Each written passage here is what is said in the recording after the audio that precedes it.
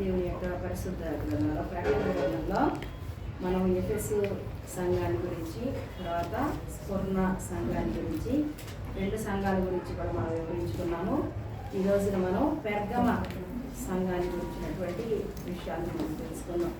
పెర్గమలో ఉన్న సంఘపు దూతకి ఇలా వ్రాయను, వాడి అయిన రెండంచు గల ఖడ్గంలో వాడు చెప్పు సంగతులు ఏవనగా, సాతాను సింహాసనం ఉన్న స్థలంలో నీవు కాపురం ఉన్నావని నేను ఎరుగుదును.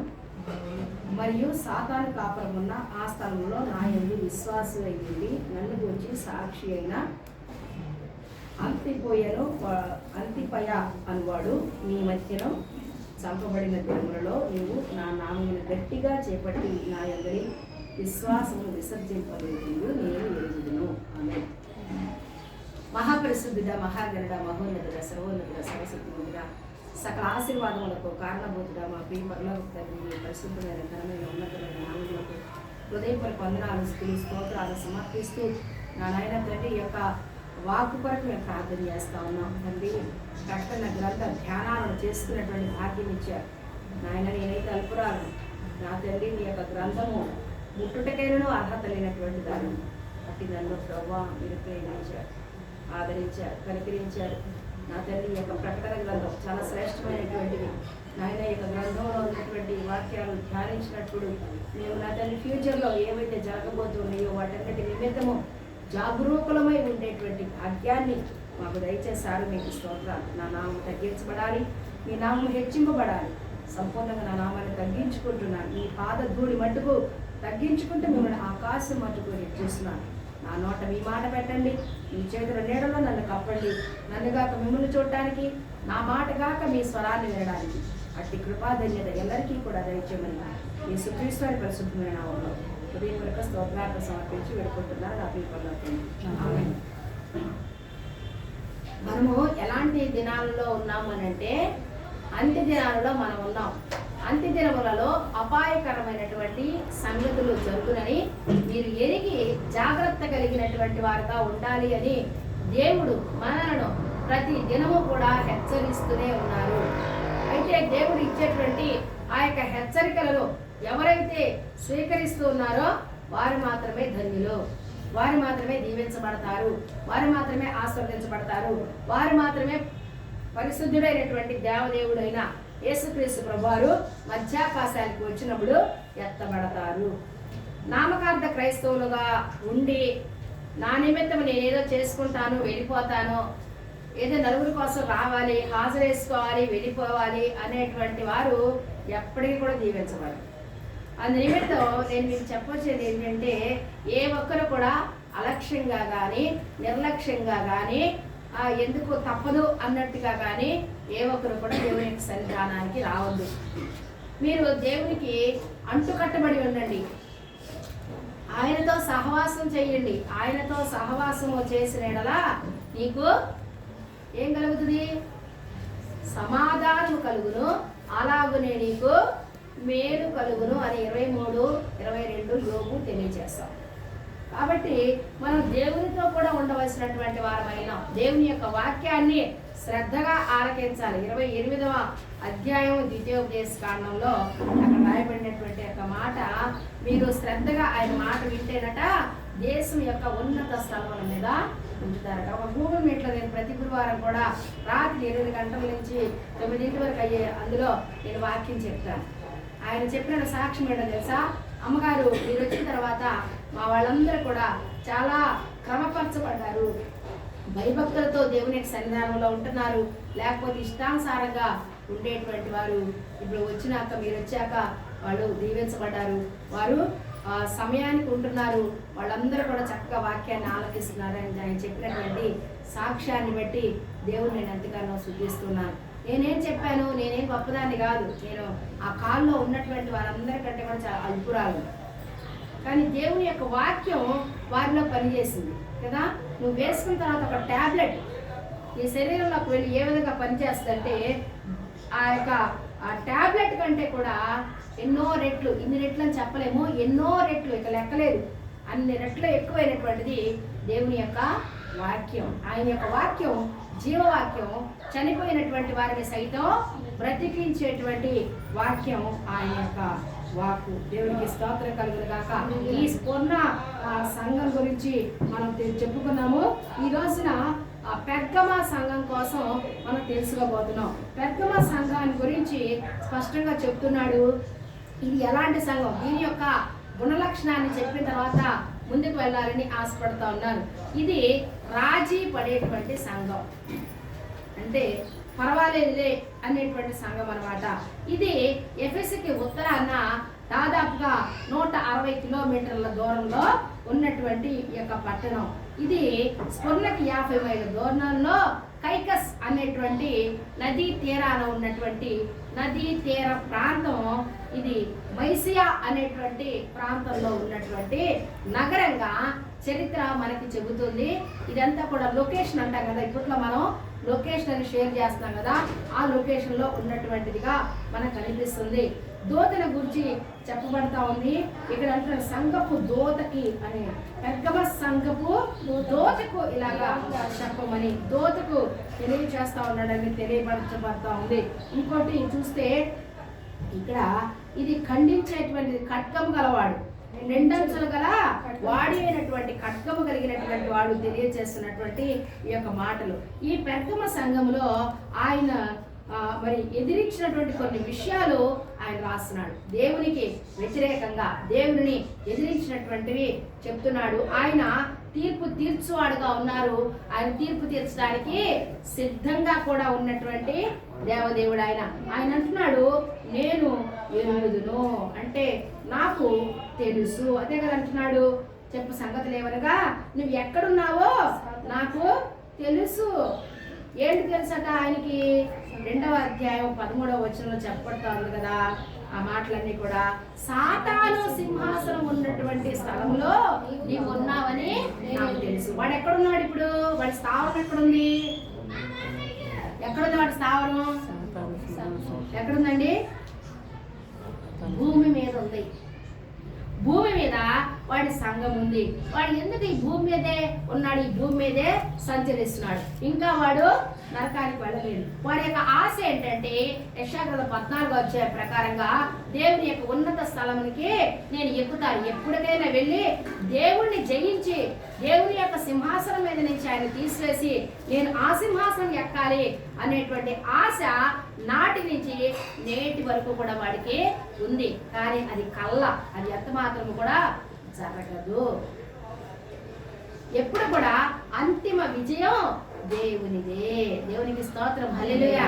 వాడు ఇక్కడ ఉన్నాడు. ఇప్పుడు యేసుక్రీస్తు ప్రభువు వారు కూడా అనేక సార్లు వాడు ఉన్నాడని తెలియజేయడానికి యోహాను సువార్త 12వ అధ్యాయం 31వ వచనంలోనూ, తర్వాత మరొక తీయండి యోహాను సువార్త 14వ అధ్యాయం 13వ వచనంలో వాడి కోసం రాయబడినటువంటి మాట ఏంటంటే, ఈ లోకాధికారి వస్తున్నాడు. యోహాను 12:31, యోహాను 14:30. ఈ లోకాధికారి మిగతాదంతా కాదు, కానీ ఈ లోకానికి ఇప్పుడు అధికారి ఎవరు అంటే వాడై ఉన్నాడు అనేది తెలియచేయబడతా ఉంది. కొరింథీయులకు రాసినటువంటి 2వ పత్రిక 4వ అధ్యాయం 4వ వచనం. ఎప్పుడు కూడా మనం సువార్త కొరకు ప్రార్థన చేసేటప్పుడు, అలాగనే ఆత్మ రక్షణార్థమై మనం ప్రార్థన చేసేటప్పుడు ఈ యొక్క వాక్యాన్ని అధికంగా ఎత్తిపెట్టి మనం ప్రార్థన చేస్తాం. దేవుని స్వరూపమైన క్రీస్తు మహిమ సువార్త. ఆ సువార్త అంటే ఏంటంట? యేసుక్రీస్తు ప్రభువారి యొక్క మహిమను కనబరిచేటువంటి ఆ రక్షణ సువార్త ప్రకాశింపకుండా ఉంటున్నట్లు చూడండి. ప్రకాశమానమైనటువంటి ప్రకాశము వారికి ప్రకాశింపకుండాన్నట్టు. ఎవరికి? ఈ లోకంలో ఉన్నటువంటి అవిధేయులైనటువంటి వారికి తెలియకుండా ఉండటానికి యుగ సంబంధమైన దేవత వాడి పేరు, మరి యొక్క పేరేంటండి? యుగ సంబంధమైనటువంటి దేవత, లోకాధికారి. వాడికి ఉన్నటువంటి బిరుదులండి, సాతానికి ఉన్నటువంటి బిరుదు. వాడి లోకాధికారి. తర్వాత ఈ యుగ సంబంధమైనటువంటి దేవత వారి నేత్రములకు గుడ్డితనం కలగజేసింది. ఎంత ఘోరమైనటువంటి పరిస్థితి చూసారా? వాళ్ళందరికీ కూడా ఈ యొక్క సువార్త చూడండి, సువార్త చేసుకుంటూ వెళ్తూ ఉంటాము. ఆ పక్కనున్నోడికి కనబడదు, వాడికి వినబడదు, వాడు ఏమి పట్టించుకున్నట్టుగానే వెళ్ళిపోతూ ఉంటాడు. కొందరిని మనం ఆ విధంగా గమనిస్తూ ఉంటాం సువార్త చేసేటువంటి సమయాల్లో. వాడు చేశాడు. వాడు ఈ లోకంలో వాళ్ళందరినీ కూడా బంధించి ఉంచాడు అనేది తెలియచేయబడతాం. ఎఫెసీయులకు రాసినటువంటి పత్రిక 6వ అధ్యాయం 12వ వచనంలో చూస్తే మీరు ఈ యొక్క సర్వాంగ కవచాన్ని ధరించుకోండి అని చెప్పేటువంటి సందర్భంలో మీరు పోరాడేది ఎవరితో తెలుసా? శరీరంతో కాదు, మీరు పోరాడేది ప్రధానులతోనూ. అంటే ఎవరిని వాడుకుంటున్నాడు? వాడు ప్రధానులని వాడుకుంటా ఉన్నాడు కదా. కొన్ని ఆర్డర్స్ జారీ చేస్తారు. ఇదిగో మీరు సువార్త ప్రకటించడానికి వీల్లేదు, మీరు చర్చెస్ కట్టడానికి వీల్లేదు, చర్చికి అనుమతి ఇవ్వము, బైబిల్స్ పంచడానికి వీల్లేదు, ఇలాంటివన్నీ కూడా చేయటానికి పైన ఉన్నటువంటి అధికారులను వాడుకుంటాడు. అధికారులతోనూ ఇంకా ప్రస్తుత అంధకార సంబంధమైనటువంటి లోకనాథులు. వాళ్ళందరూ ఎక్కడున్నారా? లోకనాథులు. లోకనాథులు అంటే లోకాన్ని ఏలేటువంటి వారు. ఎక్కడున్నారు వాళ్ళు? అంధకార సంబంధంగా ఉన్నారు. వాళ్ళ జీవితాలలో యేసు క్రీస్తుని గూర్చినటువంటి వెలుగు లేదు వాళ్ళకి. వాళ్ళు చీకట్లో ఉన్నారు.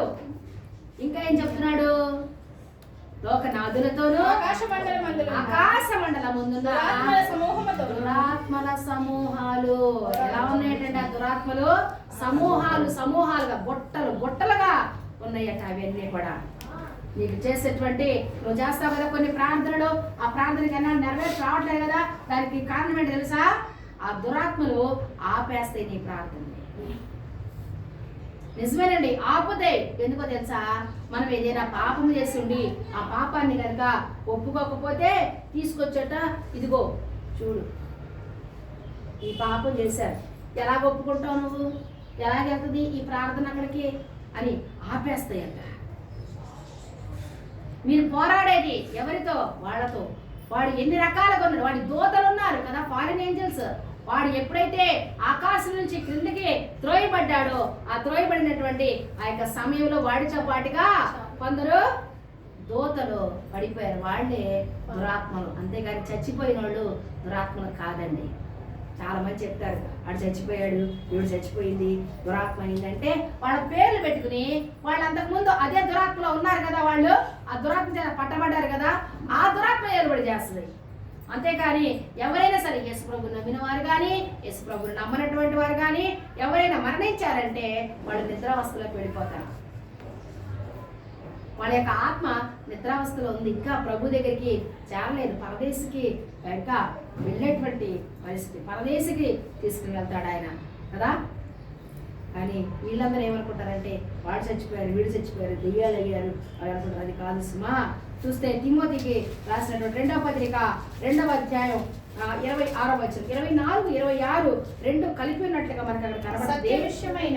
దానిలో మనకు కనబడేది ఏంటంటే, అదంతా చాలా పెద్ద వచనం కానీ దానిలో మనకు కనబడే మధ్యవాక్యం ఏంటంటే, సాతాను తన ఇష్టము చొప్పున చెరపట్టిన వీరు వారి ఉరిలో నుండి తప్పించుకుని మేలుకొందురేమో అని. ఎక్కడున్నారటండి జనాలందరూ? ఎక్కడున్నారు? వాడి ఉరిలో ఉన్నారట. గమనిస్తున్నారా? లోక ప్రజలు తెలుసుకోగలుగుతున్నారా? లేదండి. యేసుక్రీస్తు ప్రభువుని ఆరాధించకుండా, యేసుక్రీస్తు ప్రభువారిని అనుసరించకుండా, యేసుక్రీస్తు ప్రభువారిని స్వీకరించకుండా ఎంతమంది అయితే ఉన్నారో వారందరూ కూడా ఎక్కడున్నారు? సాతాను యొక్క ఉరిలో ఉన్నారు. దేవుని యొక్క వాక్యం ఈ లోకంలో ఏదైనా మనల్ని సత్యములోకి నడిపించేది, ఆ సత్యాన్ని తెలియజేసేది ఏదైనా ఉంది అంటే అది కేవలము దేవుని యొక్క వాక్యం మాత్రమే. ఆయన మాత్రమే తెలియజేస్తాడు. దేవుడు మాత్రమే తెలియజేస్తాడని సత్యాన్ని. మనిషి అబద్ధం చెప్తాడు, దేవుడు ఎప్పుడు సత్యాన్ని గ్రంథికట్టాడు. సాతాను తన ఇష్టము చొప్పున చెరపట్టినవి వాడు ఇష్టంగా వాళ్ళందరినీ కూడా తీసుకెళ్ళి ఎక్కడ తీసుకెళ్ళాడు? చక్కగా వాడి గురిలోకి తీసుకెళ్ళాడట. కాబట్టి వాడి గురిలో నుంచి తప్పించుకుని మేలుకొంటారేమో అని వీడు చాలా జాగ్రత్త కలిగి పొరలు చేస్తా ఉన్నాడట. అందుకే పేతురు రాసిన మొదటి పత్రిక 5వ అధ్యాయం 8వ వచనంలో రాయబడినటువంటి మాట చూస్తే, నిబ్బరమైన బుద్ధి గలవారే అని చెప్పబడతాం. మెలకువగా ఉండుడి, అపవాది గర్జించు సింహం వలె ఎవరిని మింగుదునా అనే వెతుకుచూ తిరుగులాడుచున్నాడు. ఎవరిని మింగాల బోక్రం అని తిరుగుతున్నాడు. ఆ సింహం నవ్వుతుందా మింగేస్తుందా చెప్పండి? సింహం దేన్నైనా ఒక జంతువుని వేటాడిందండి, ఒక జింకని వేటాడిందండి. అది నవ్వుతుందా మింగుతుందా? ఎప్పుడు చూడలేదు మీరు నేషనల్ జియోగ్రఫీ?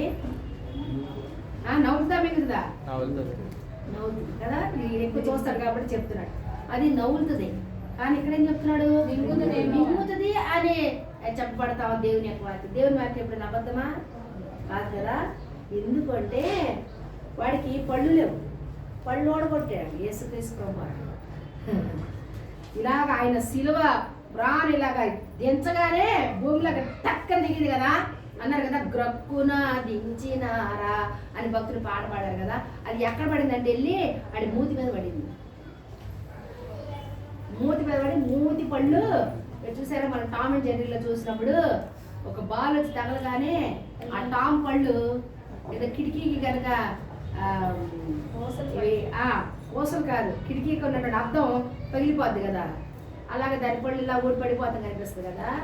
నిజంగా నేను టామ్ అండ్ జెర్రీలో చాలా యేసుక్రీస్తు గారిని గురించినటువంటి విషయాలు, సాతాన్ని గురించినటువంటి విషయాలు చాలా ఉన్నాయి. ఒకవేళ అలా కూడా స్వార్థ ప్రకటించాలేమో అనిపిస్తుంది నాకు ఒక్కోసారి కదా. టామ్ అండ్ జెర్రీ ఎప్పుడు కొట్టుకుంటానే ఉంటాయి కదా, ఎప్పుడు టాము దెబ్బలే, ఆడికి ఎప్పుడు దెబ్బలే, ఎప్పుడు అంతిమ విజయం మన యేసయ్యదే. దేవునికి స్తోత్రం కలుగును గాక. ఇక్కడ చూస్తే 1 యోహాను పత్రిక 5వ అధ్యాయం 19వ వచనం చూస్తే మనమందరం కూడా దేవుని యొక్క సంబంధము, దేవుని నమ్మినటువంటి వారు మాత్రమే, యేసుక్రీస్తు ప్రభువారు నమ్మినటువంటి వారు మాత్రమే దేవుని యొక్క సంబంధులు అని దేవుని యొక్క వాక్యం తెలియజేస్తా ఉంది. అయితే ఇంకేమంటుంది చూడండి, దుష్టుని ఎంత ఉన్నా లోకమంతా ఎక్కడుందండి? దుష్టుని అది వాడి చేతుల్లో ఉందండి, వాడికి అబంధ హస్తాల్లో ఉంది లోకమంతా కూడా. అందుకే యేసుక్రీస్తు ప్రభువారు ఆయన శిలువ గురించినటువంటి కొన్ని మాటలు చెబుతూ ఆయన ఒక మాట అంటారు, ఇదిగో లోకాధికారి వచ్చుతున్నాడు అన్నాడు. ఎవరిని చూసి? ఇస్కరియోతు యోధాను చూసి. ఇస్కరియోతు యోధాని సాతాను చెరపట్టాడు. ఎప్పుడైతే రొట్టె ముక్క ద్రాక్షరసంలో ముంచబడి ఇవ్వగానే తినగానే వాళ్ళలోకి సాతాను ప్రవేశించాడు. దేవుని యొక్క వాక్యం తెలియజేస్తా ఉంది. వాడు ఈ లోకానికి అధికారం. అందుకే అంటున్నాడు, నువ్వెక్కడున్నావు తెలుసా? సాతాను సింహాసనం ఎక్కడుందో అక్కడ నువ్వు నివాసం చేస్తున్నావు. దేవుని యొక్క సింహాసనం దగ్గర లేమండి మనం ఎక్కడున్నాము? సాతాను యొక్క సింహాసనం యొద్ద మనందరం నివాసం చేస్తాం. అయినా కూడా అంటే ఈ ఉన్నటువంటి ఈ యొక్క పెర్గమ సంఘంతో యేసుక్రీస్తు ప్రభువారు మాట్లాడుతున్నారు, ఇదిగో ఇలాంటి పరిస్థితుల్లో నీవు ఉన్నావని నాకు తెలుసు. వాడు ఎప్పటికప్పుడు ఉరులొడ్డుతూ ఉన్నాడు, ఎప్పటికప్పుడు గర్జించే సింహంలాగా తిరుగులాడుతూ ఉన్నాడు. వాడు ఇంకా ఏం చేస్తాడు? అందరి కళ్ళు మూసేస్తున్నాడు. వాడు ఈ లోక దేవతలాగా వాడు తిరుగుతూ ఉన్నాడు. అందుకే కదా మనకి గాడెస్ మనం ఎప్పుడు అసలు జాగ్రత్త సుమారు కొంతమంది ప్రైజ్ ద లార్డ్ అని వాట్సాప్లో పెడతా ఉంటారు. పెట్టినప్పుడు ప్రైజ్ అనేది P క్యాపిటల్ లెటర్ ఉంటుంది, తర్వాత THలో T స్మాల్ లెటర్ ఉంటుంది, ఆ తర్వాత L వచ్చేసరికి L కూడా స్మాల్ లెటర్లో ఉంటుంది. దట్ ఈజ్ నాన్ సెన్స్, తప్పు, అలా పెట్టకూడదు. L క్యాపిటల్ లెటర్ రావాలి. జీసస్ వచ్చినప్పుడు J క్యాపిటల్ లెటర్ రావాలి. నీకు మధ్యలో వచ్చినా సరే, గాడ్ అని ఎక్కడ వచ్చినా సరే నువ్వు స్మాల్ లెటర్ G పెట్టడానికి వీల్లేదు, క్యాపిటల్ లెటర్ పెట్టాలి. ఎందుకని పెట్టాలి? స్మాల్ G అనేది అది గాడెస్కి వెళ్ళిపోద్ది. నువ్వు ప్రైజ్ ద లార్డ్ అని G స్మాల్ లెటర్ పెట్టావో ఎవరికి వెళ్ళిపోయింది? ఈ లోక దేవతకి వెళ్ళిపోయింది. ఆ మయం వెళ్ళిపోయింది. నువ్వు గ్రూప్ పెట్టు, ఎంతమంది ఉండని ఆ గ్రూప్ లో, వాళ్ళు ఏం పెట్టని ఎవరికి వెళ్ళిపోతుంది? లోక దేవతకి వెళ్ళిపోతుంది. అది ఎంతమంది గ్రహించగలుగుతున్నారు? ఒక ఆయన అలాగే ఆ గ్రూప్ పేరులోనే స్మాల్ లెటర్ పెడితే నేను ఆయనకు మెసేజ్ పెట్టాను, మాస్టర్ గారు మీరు ఏమనుకోవద్దు, ఇలా పెట్టకూడదండి, మీరు G క్యాపిటల్ లెటర్ పెట్టండి అని చెప్పాను. ఇప్పుడు అట్లా ఆయన ఏం చేశాడు తెలుసా? కొంతమంది ఈ రాజకీయ నాయకులు ఉంటారు కదా, ఆ రాజకీయ నాయకులు కూడా అందులో జాయిన్ చేశారు. ఆ రాజకీయ నాయకుడు ఆయన ఏం చేస్తాడు తెలుసా, ఎప్పుడెప్పుడు ఆయన ఏ ప్రోగ్రామ్స్ చేశాడో ఆ ప్రోగ్రామ్స్ కూడా ఆ గ్రూప్లో పెడతాడు. ఇప్పుడు మనకి పండగ లేని కదా, దసరా, దీపావళి, వాటికి కూడా ఆయన పోస్టులు పెట్టాడు. ఈ గ్రూప్ అడ్మిన్ ఏమండు, ఈయనెవరనుకున్నారు, పెద్ద దైవజనుడు.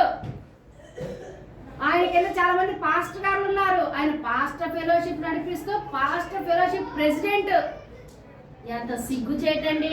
నాకు భయం లేదు, నేను ఎదురుకుండానైనా చెప్తాను. ఎందుకంటే దేవుని నామం మహిమపరచబడాలి, దేవుని నామం గనపరచబడాలి. ఆయన ఫోటోలు మాత్రం వాట్సాప్లో పెడతా ఉంటాడు, రోజు ఫోటోలే మహానుభావుడికి.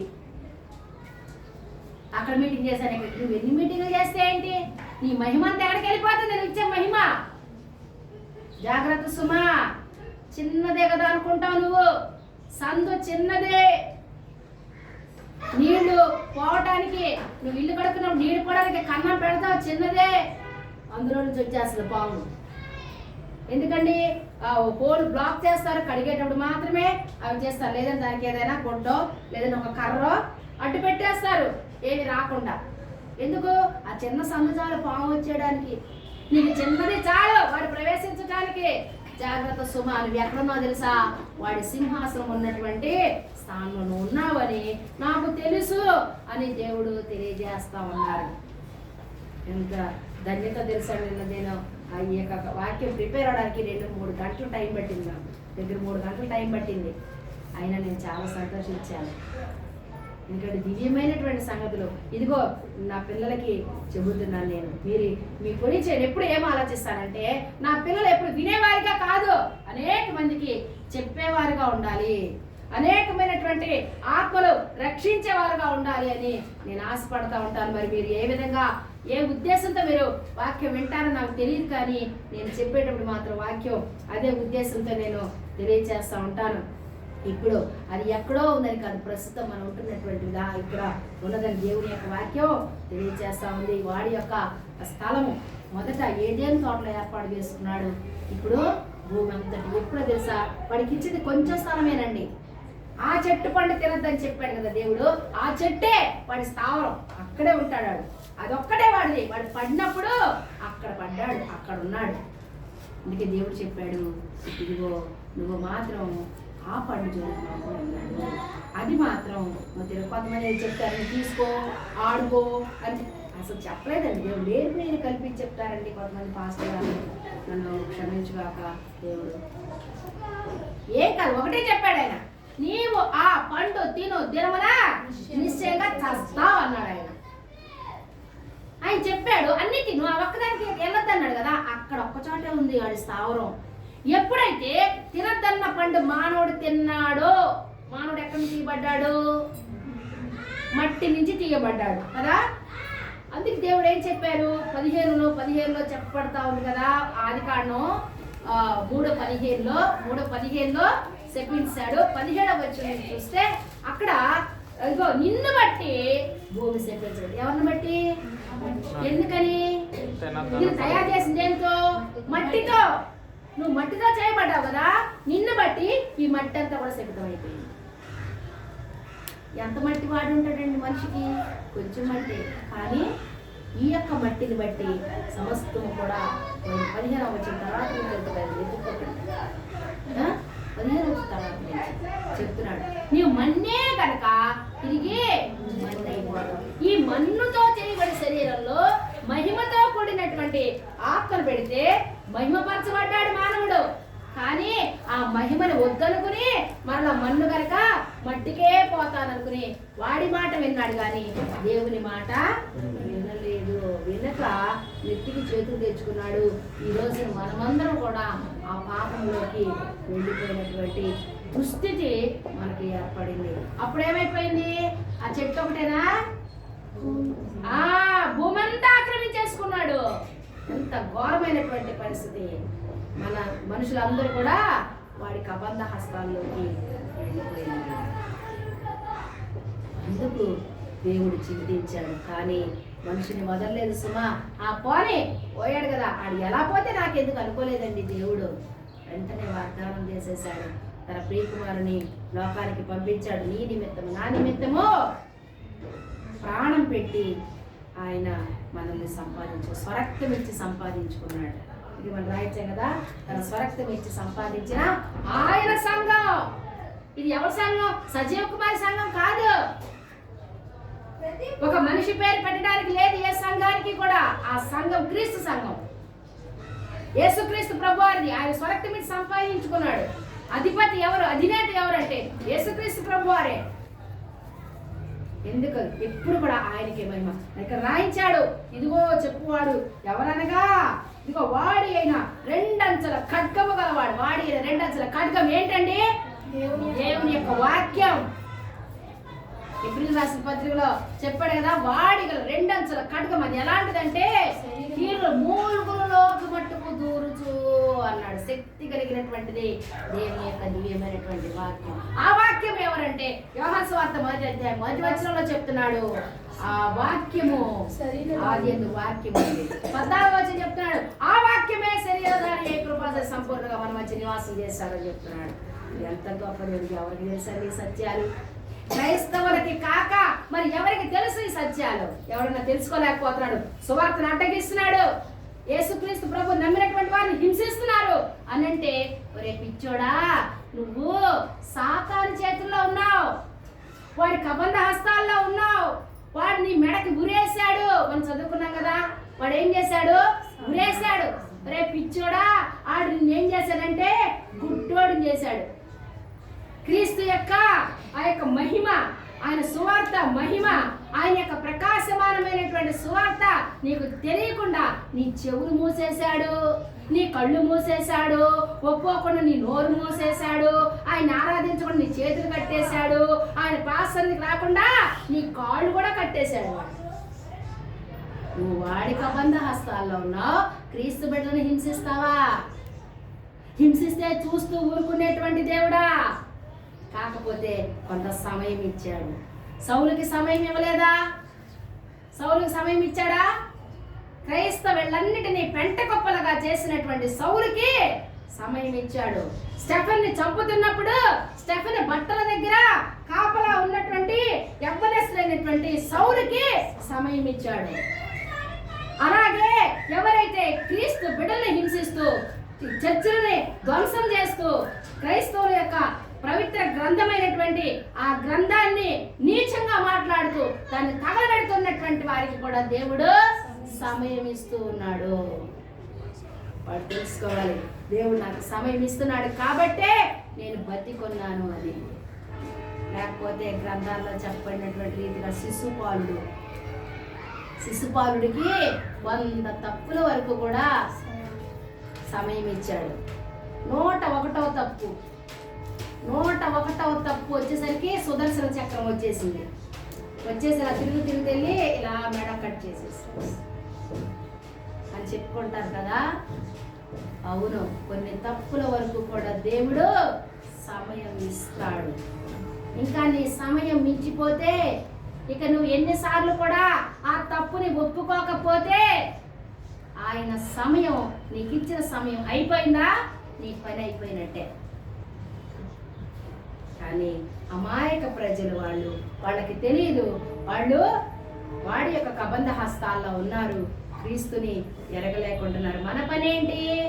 వాళ్ళ కొరకు ప్రార్థన చేయటం, వాళ్ళు వ్యతిరేకించిన వాళ్ళకి సువార్తను అందించటం దేవుడు మనకిచ్చినటువంటి బాధ్యతది. అందుకే వాడి గల 2 అంచుల ఖడ్గం కలిగినటువంటి వాడు తెలియజేయ సంగతులు ఏవనగా, నువ్వు ఎక్కడున్నావో నాకు తెలుసు. వాడి సింహాసనం ఉంది ఇక్కడ, వాడి ఆటలు సాగుతున్నాయి. వాడికి కూడా సమయం ఇచ్చాడు కదండి. వాడికి సమయం ఇచ్చాడు కాబట్టే వాడి ఆటలు సాగుతూ ఉన్నాయి. వాడి సమయం అయిపోయింది అనుకోండి, దేవుడు ఇచ్చినటువంటి సమయం అందరూ ఖలాస్. దేవుడు సమయం ఇచ్చాడు కాబట్టి ఇంకనూ అందరూ బ్రతికున్నారు. ఆయన సమయం ఇవ్వకపోతే, ఆయన మధ్యాకాశానికి వస్తే ఇక ఎవడు మారడానికి లేదు. స్వర్గాన్ని పోగొట్టుకుంటారు, నరకానికి పోవటానికి మార్గం వెతుక్కుంటారు. ఎంత ఘోరమైనటువంటి పరిస్థితి. ఈయన ఎవరు తెలుసా? నమ్మకమైనటువంటి సాక్షి అని చెప్తున్నాడు కదా. ఈ నమ్మకమైన సాక్షి ఎవరంటే ప్రభు అయినటువంటి యేసుక్రీస్తు. నేను త్వరగా ముందుకు వెళ్ళిపోతాను. తర్వాత ఇక్కడ ఒక మాట చెప్తున్నాడు, అంతిపయ అనేటువంటి అతనిని చంపేశారు కదా కదా, అదే రాయబడింది కదా. అంతిపయ అనేటువంటి ఆయన, అతని అంతిపయను అనువాడు మీ మధ్యన చంపబడిన దినములలో ఆయన చంపేశారట. ఎవరైనా ఆ అంతిపయ అనేటువంటి ఆ వ్యక్తి దేవుణ్ణి నమ్మినటువంటి వాడే. చెప్పుకున్నాం కదా, సేవకులు హింసిస్తున్నారని చంపేశారు. మన ప్రవీణ్ పగడాల గారిని చంపేశారు. అమ్మో, ప్రవీణ్ పగడాల గారిని చంపేశారు అని ఎవరి కాళ్ళు చర్చిల్లో దూరి, ఎవరి కాళ్ళు ఇళ్లల్లో దూరి భయపడిపోయి ముసుగులేసుకుని ఉండిపోయారండి. ఏం చేశారు? ఎవరి కాళ్ళు బయటకు వచ్చారు. ఆయన చంపడం ఏంటి? ఆయన చంపినోడు బయటికి రావాలా? బయటకు వచ్చారా? గొట్టలు గొట్టలుగా అదిరిపోయి చచ్చిపోయారు. ఇదేంట్రా బాబు, ఎంతమంది క్రైస్తవులు ఉన్నారా ఏంటి? క్రైస్తవులు ఒకటి నేసేస్తే ఎంతమంది వస్తారా? భయపడిపోయారు. భయపడ్డారండి క్రైస్తవులు? భయపడ్డారా? అయ్యో చంపేశాను భయపడ్డారా? భయం ఉండదు. నిజమైన క్రైస్తవుడే భయం ఉండదండి. పిరికి క్రైస్తవుడికే, వాడికే భయం ఉండి వాడి లోపల కూర్చుంటారు. పిరికి వారు పరలోక రాజ్యంలో ప్రవేశించరు. నీకు పిరికితనం ఉందా? నువ్వు భయపడుతున్నావా దేవుని విషయంలో? నీకు దేవుని రాజ్యంలో స్థలం లేదు. నువ్వు ధైర్యంగా ఉండాలా. మన దేవుడు ధైర్యవంతుడు, ధైర్యాన్ని ఇచ్చేటువంటి మహోన్నతుడైనటువంటి దేవుడు మనం కలిగి ఉన్నాం. ఆయన చంపేశారట. చంపేసిన ఈ పెర్గమ సంఘం అట అసలు భయపడలేదట. సంఘంలో వాడిని చంపేశారు. చర్చికి వచ్చావా చంపేస్తా అన్నారు. ఎవరైనా ప్రాణం మానేస్తావా? చచ్చిపోతామండి దేవుని యొక్క సంఘంలోనే. చస్తే డైరెక్ట్ పరలోకి వెళ్తాము, దేవుని యొక్క సంతానానికి వెళ్ళిపోతాం. భయపడాల్సిన అవసరం లేదు. అందుకే చెప్తున్నాడు, ఇదిగో ఆయన చంపేసినా కూడా ఇదిగో ఓ పెర్గమ సంఘమా నిన్ను నేను మెచ్చుకుంటున్నాను అన్నాడు ప్రభు. నువ్వు భయపడలేదు, చంపేసినా కూడా నువ్వు ధైర్యంగా నిలబడ్డావు నువ్వు అని చెప్తున్నాడు ఆయన. అభ్యంతరాలు రాక మానవు. ఎవరివన్నా అభ్యంతరం వచ్చినో వాడికి శ్రమ అని దేవుని యొక్క వాక్యం తెలియజేయబడతా ఉంది. అక్కడ ఎవరైనా చిన్న పిల్లోడైనా సరే, రే సండే స్కూల్కి వెళ్ళడానికి వీల్లేదు అని వాడిని ఆపేశారనుకోండి, అభ్యంతరం దాని తాలూకా శిక్ష ఎవడైతే ఆపాడో వాడి మీద ఖచ్చితంగా వస్తుంది. ఒక సండే స్కూల్ పిల్లోడిని ఆపితేనే శిక్ష వచ్చినప్పుడు, దేవునిలో బాగా ఎదిగి దేవుని కొరకు జీవిస్తున్నటువంటి ఒక మనిషిని అభ్యంతరపరిస్తే ఊరుకునేటువంటి దేవుడా అండి? యేసుక్రీస్తు ప్రభు అంటే సాత్వికుడే అనుకుంటున్నారు. ఎవరు దీవిస్తాడు, ఆశీర్దిస్తాడు, ఏం లేదు. ఈ క్రైస్తవులు మరి కొడితే కొట్టించుకుంటున్నారు, చంపేస్తే చంపించుకుంటున్నారు అని అనుకుంటున్నారేమో. నిజమే. ఎందుకు? మాట ఇచ్చిన వారి మాట కోసం. ఎవరిచ్చారు మాట? మిమ్మల్ని చంపుతారు. మిమ్మల్ని ఎక్కడికి పంపుతున్నాను? తోడేళ్ల మధ్యకి పంపుతున్నాను. లోకంలో ఉన్నటువంటి వాళ్ళు ఎవరంటండి? తోడేళ్ల మధ్యకి నేను మిమ్మల్ని పంపుతున్నాను. కానీ మీరు భయపడక్కర్లేదు. నా నిమిత్తం ప్రాణం పోగొట్టుకునేవాడు దాన్ని తిరిగి దక్కించుకుంటాడు. నా నిమిత్తం ప్రాణాన్ని ఒకవేళ ప్రాణం దక్కించుకునేవాడు దాన్ని పోగొట్టుకుంటాడు అన్నాడు. మనము అటు ఇటు ఉండటానికి వీల్లేదు. ధైర్యంగా ఉండేటువంటి వారిగా మనం ఉండాలి. ఇంకా అయితే నీ మీద తప్పు ఉంది, తప్పు మోపవలసి ఉంది, నీ మీద తప్పు ఉంది, నేను ఎరుగుదును. అయినా నేను నీ మీద కొన్ని తప్పిదములు. చూడండి, ఒకటి కాదట. ఇక్కడేమో ఈ ఎఫెసు సంఘంతో మాట్లాడినప్పుడు నీ మీద తప్పు ఒకటి మోపవలసి ఉంది అన్నాడు. ఈ యొక్క స్ఫురణ సంఘంతో మాట్లాడినప్పుడు నీ మీద తప్పు ఒకటి మోపవలసి ఉంది అన్నాడు. కానీ ఇక్కడ అన్నాడు, కొన్ని తప్పిదాలు నీలో ఉన్నాయి, నువ్వు ఇంకా కొన్ని తప్పిదాలు చేస్తున్నావు, జాగ్రత్త. ఏంటి నువ్వు చేసేటువంటి ఆ యొక్క తప్పిదాలు అని అంటే, ఆ రోజున చూడండి, బాలాకు బిలామును తీసుకుని వస్తాడు. నువ్వు ఇదిగో బిలాము, నువ్వు దీవిస్తేనే ఇశ్రాయేలు ప్రజలను దీవించబడుతున్నారు కాబట్టి వాళ్ళు చెప్పించు అన్నాడు. ఈ బిలాం ఏం చేశాడు? ముందు ఒప్పుకోలేదు, కానీ ఆ తర్వాత డబ్బుకి ప్రలోభ పడిపోయి అలాగే అని అన్నాడు. కానీ దేవుడు ఏం చేశాడంటే ఆయన నోట కేవలము ఆశీర్వాదం మాటలే పెట్టాడు. నువ్వు వాళ్ళు దీవించబడిన జనాంగం, నువ్వు వాళ్ళని చెప్పించడానికి వీల్లేదు. క్రైస్తవులు శపించే వారికి తిరిగి వాళ్ళకే వెళ్తాయి ఆ శాపాలు. కాబట్టి మిమ్మల్ని ఎవరైనా తిట్టినా మీరేం బాధపడకండి. నా నిమిత్తం జనులు మిమ్మల్ని నిందించి దూషించి మీ మీద అబద్ధంగా చెడ్డ మాటలు పలికినప్పుడు మీరు ధన్యులు. ఏం చెప్పారు ప్రవీణ్ పగడాల్ గారికి? తాగాడండి చచ్చాడండి అని చెప్పారు. ఒక సేవకుడు, ఘనమైనటువంటి సేవకుడు మీద అలాంటి నింద మోపారు. మోపరేమండి, మంచిదే. ఆయన పరలోకంలో కీర్తి కలుగుతుంది, ఘనత కలుగుతుంది. ఈ మధ్య బీహార్లో ఒక పాస్టర్ గారిని ఆయన్ని కొట్టి, బాగా కొట్టి ఆ రాయి ఇలా నోట్లో పెట్టి కొరుకు అంటున్నారు. రాయి కొరకలు, చెవు కొరికేస్తున్నాడు. పక్క నుంచి ఒకడు చెప్పులు దాన్ని వేసారు, మెడలో పసుపు రాసేసాడు, అది బొట్టు పెట్టేశాడు, ఊరేగిస్తున్నాడు తిరిగని. ఎవరికి చేస్తున్నావు తెలుసా? క్రీస్తుకి చేస్తున్నావు. అది గట్టిగా పోద్దా? ఊరుకుంటాడా ప్రభువు? ఊరుకునే దేవుడు కాదు. No chance at all. అవ్వదు. పిచ్చాడు, నువ్వు అమాయకుడివి అనుకున్నా. ఆహా వీడిని మేము ఇలా చేసాం, వీడిని ఇలా చేసాం.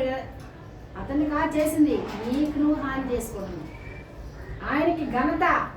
జనులు మిమ్మల్ని నిందించి దూషించి అబద్ధాలు చెడ్డమాటల పైన ఆయన చెప్తే తిరుగుందా అండి? ఈ బిలాం కోసం చాలా ఉన్నాయి, కానీ 22వ అధ్యాయ సంఖ్యాకాండంలో వాడికి అతని గురించి బెయ్యేరు కుమారుడు కదా, బెయ్యేరు కుమారుడు అయినటువంటి బిలాము చేసినటువంటి బాలాకు చేశాడు. ఈ బాలాకు ఎవరంటే సిప్పోర్ కుమారుడు అయినటువంటి ఈ యొక్క బాలాకు. పర్లేదమ్మా, ఎవరో ఇచ్చే